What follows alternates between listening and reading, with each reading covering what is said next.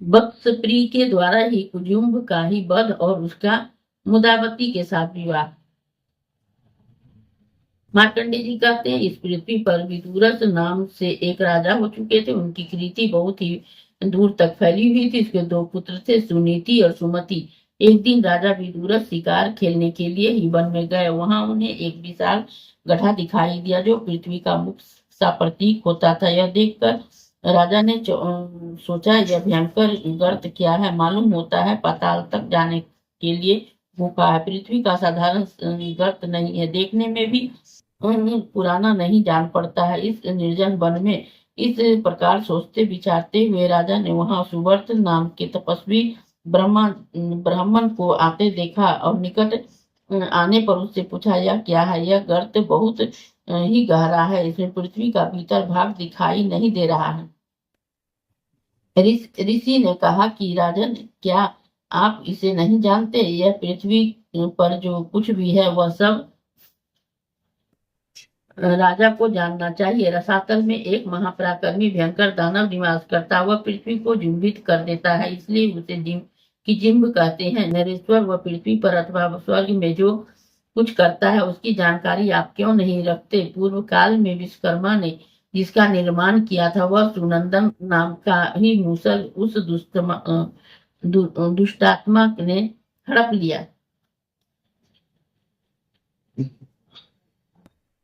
उसी से ही युद्ध से वह शत्रुओं का संहार करता है। पताल के अंदर रखकर उस मूसल से ही वह इस पृथ्वी को विदीर्ण कर देता है और इस प्रकार समस्त शत्रुओं के आने जाने के लिए ही द्वार बना देता है। जब आप पाताल के भीतर रहने वाले शत्रु का नाश करेंगे तभी ही वास्तव में संपूर्ण पृथ्वी के स्वामी हो सकेंगे। राजन, उस मूसल के बलवान के ही विषय में ही विद्वान पुरुष ऐसा कहते हैं कि यदि कोई स्त्री वह मूसल छू दे तो उस दिन निर्बल हो जाता है, किंतु दूसरे दिन ही फिर पूर्वत प्रबल हो जाता है।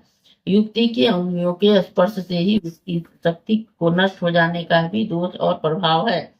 उसे वह दुरात्मा दैत्य भी नहीं जानता है। भोपाल आपके नगर के समीप ही उसने एक पृथ्वी में छेद किया है। वह भी आप निश्चिंत फिर भी आप निश्चिंत क्यों हैं? इतना कहकर ही महर्षि सुवर्त चले गए। राजा ने ही अपने नगर में जाकर मंत्रवेत्ता मंत्रियों से परामर्श किया। कुजुम के विषय में जो कुछ भी सुना है वह सब सुनाया। उन्होंने मूसल का ही प्रभाव भी की स्त्री के ही स्पर्श से उसकी शक्ति का ह्रास हो जाता है मंत्रियों को बताया। फिर जिस समय उस राजा मंत्रियों के साथ परामर्श कर रहे थे उसी समय उसकी कन्या मुदावती भी पास ही बैठी हुई कुछ वह सब सुन रही थी। तदंतर कुछ दिनों के बाद ही कुजुम ने सखियों से घिरी हुई उस राजकन्या को उपवन से हद लिया और यह बात सुनकर ही राजा के नेत्र में ही चंचल हो उठे। उसे उन्होंने अपने दोनों पुत्रों से जो उनके मार्ग में भली भांति जानते थे कहा कि तुम लोग शीघ्र ही जाओ, उस दानवों निर्विद्या के तट पर गड्ढा बना दिया रखा है, उसी के मार्ग से ही रसातल में जाकर गोदावती का ही अपहरण करने वाले उस दुष्ट को मार डालो। तब अत्यंत क्रोध से भरे हुए दोनों राजकुमार गर्त में मार्ग से ही सेना सहित ही रसातल में जा पहुंचे और कुजुम्ब से युद्ध करने लगे। उसमें परिध खग शक्ति शूल फर्श तथा बाणों की मार से ही निरंतर अत्यंत भयानक संग्राम होता रहा। फिर माया के बलि दैत्य ने युद्ध में ही उन दोनों को राजकुमारों को बांध लिया और उनके समस्त सैनिकों को संहार कर डाला। यह समाचार पाकर राजा को बहुत दुख किया। उन्होंने अपने सभी योद्धाओं को कहा कि जो इस दैत्य का वध करके मेरे दोनों पुत्रों को छुड़ा लाएगा उसको मैं अपनी कन्या से ब्याह दूंगा।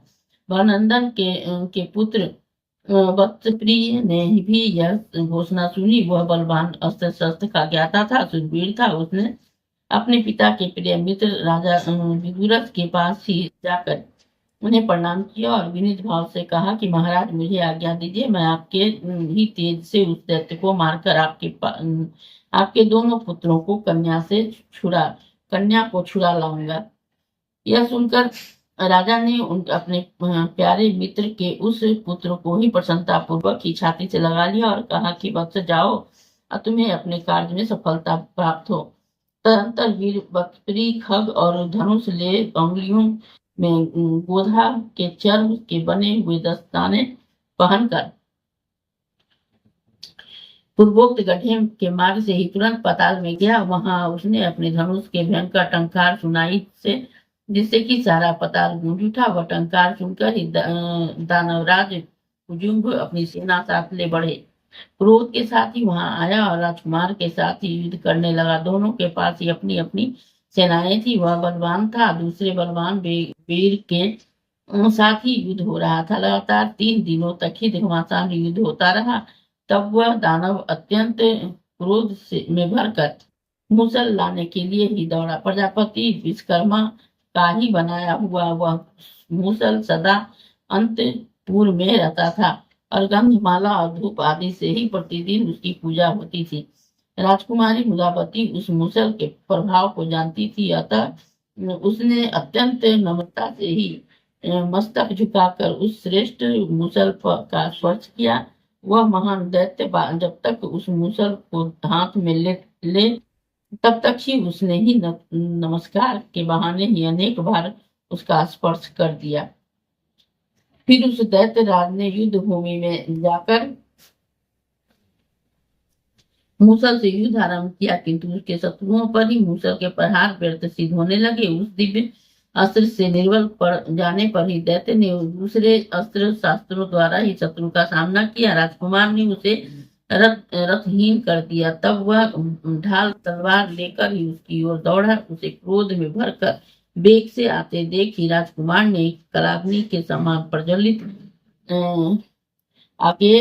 आग्रेस अस्त्र से ही उस पर प्रहार किया। उसने दैत्य की छाती में ही गहरी चोट पहुंचाई। उसने प्राण पखेरु उड़ गए। उसके मारे जाने पर ही रसातल निवासी बड़े बड़े नागों ने महान उत्सव बनाया। राजकुमार पर ही फूलों की वर्षा होने लगी। गंधर्वराज गाने लगे वे और देवताओं के बाजे बज उठे। राजकुमार बत्सप्री ने उस दैत्य को मारकर राजा विदुरस के दोनों पुत्रों और कुशांगिनी कन्या मुदावती को भी बंधन में से मुक्त कर दिया किया। कुजुम्भ के मारे जाने पर नागों के अधिपति शेष संज्ञक भगवान अनंत ने ही उस मूसल को ले लिया। मुदावती ने ही सुनंदन नामक मूसल के गुण को जानकर उसको बारंबार स्पर्श किया, इसलिए नागराज अंततः ने उसका नाम सुनंदा रख दिया। तत्पश्चात राजकुमार ने भाइयों सहित उस कन्या को शीघ्र ही पिता के पास पहुंचाया। प्रणाम करके कहा, तात आपकी आज्ञा के अनुसार मैं आपके दोनों पुत्रों और उस मुदावती को भी छुड़ा लाया हूँ। अब मुझसे और भी जो कुछ भी कार्य हो उसके लिए आज्ञा दीजिए। इस पर महाराज विदुरस ने ही मन में बड़ी प्रसन्नता हुई। उच्च स्वर में बोले, बेटा बेटा तुमने बहुत अच्छा काम किया है। आज देवताओं ने ही 3 कारणों से मेरा सम्मान बढ़ाया है। एक तो तुम जमाता के रूप में मुझे प्राप्त हुए, दूसरा मेरा शत्रु मारा गया और तीसरी मेरी संतानें कुशल पूर्वक लौट आई। अतः आज शुभ मुहूर्त पर ही मेरा इस कन्या का पाणिग्रहण करें। यूं कहकर ही राजा ने उस दोनों का ही विधि पूर्वक विवाह कर दिया। नवयुवक बत्सरो मुदावती के साथ रमणीय प्रदोषों तथा महलों में विहार करने लगा। कुछ काल के बाद ही उसने वृद्ध पिता बनंदन वन में चले गए। बत्सप्री राजा हुए। उसने ही सदा ही प्रजा का धर्म पूर्वक पालन करते हुए अनेक यज्ञ किए। वह प्रजा को पुत्र की भांति मानकर उसकी रक्षा करता। उसके राज्य में ही वर्ण संकर संतान की उत्पत्ति नहीं हुई। कभी किसी को लुटेरे, सर्पों और दुष्टों का भय नहीं हुआ। उसके शासनकाल में किसी प्रकार के उत्पात का भी भय नहीं था।